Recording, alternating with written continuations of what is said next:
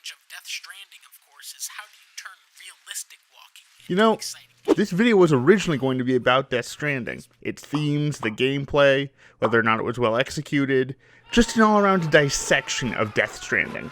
But then it became real. So instead, I thought I'd take the opportunity to tell you about one of my favorite Kojima games. Frankly, I'll take whatever excuse I can get to talk about this fucking gem.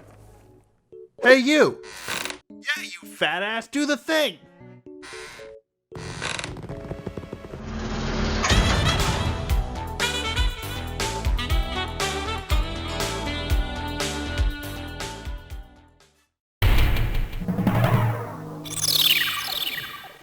I'm gonna do my best to keep everything spoiler free for this video. So, fuck it, I like a challenge.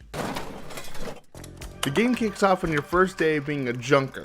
Junkers are a special branch of the police department who specialize in both tracking and eliminating Snatchers, highly advanced killing machines who are known to both eliminate and imitate high-value targets, or rather, snatch them.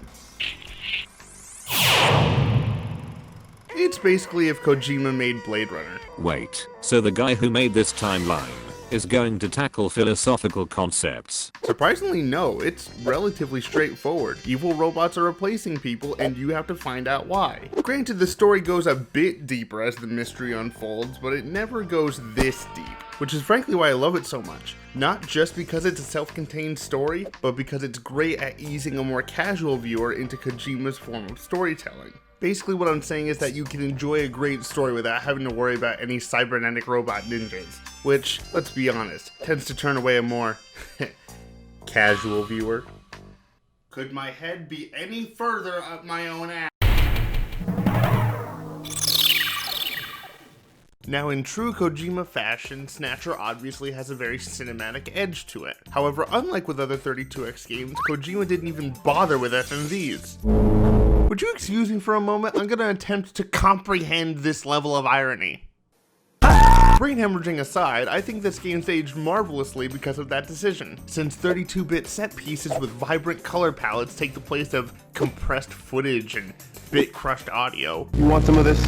Snatcher's visuals have aged more like a fine wine rather than fucking milk, and they go a long way to sell the world within the game. I said they go a long way to sell the world within. Now, for all the dick sucking I've been doing, I'd be lying if I said that 90% of the game wasn't the same UI with a different background occasionally. I say 90% because there's also these combat segments. Put like 16 quotation marks around that. These are essentially just shooting galleries. Bad guy pops up, you pop the bad guy, don't fucking die, bing bang boom, we're moving on. Frankly, I love how they implemented this. It's simple, satisfying, and it spices up the pacing.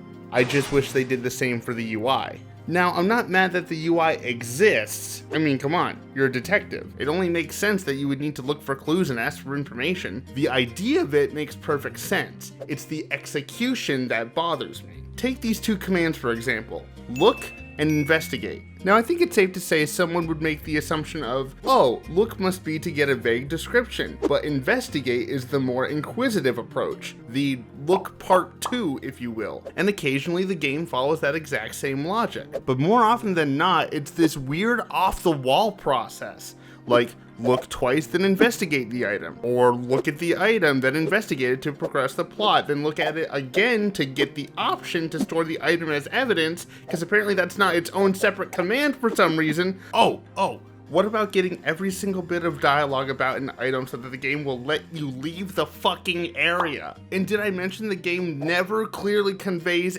any of this information? Who the fuck thought this was acceptable? Why? Why? Dear God, why? Other than that, the game's great. The story's engaging, it's got atmosphere to spare, but I don't see it being remade anytime soon, so it looks like we're gonna have to put up with that shitty UI, as well as any other flaws that might be revealed over time. And holy shit, I'm dragging on this sentence because I don't know how to end this fucking train wreck.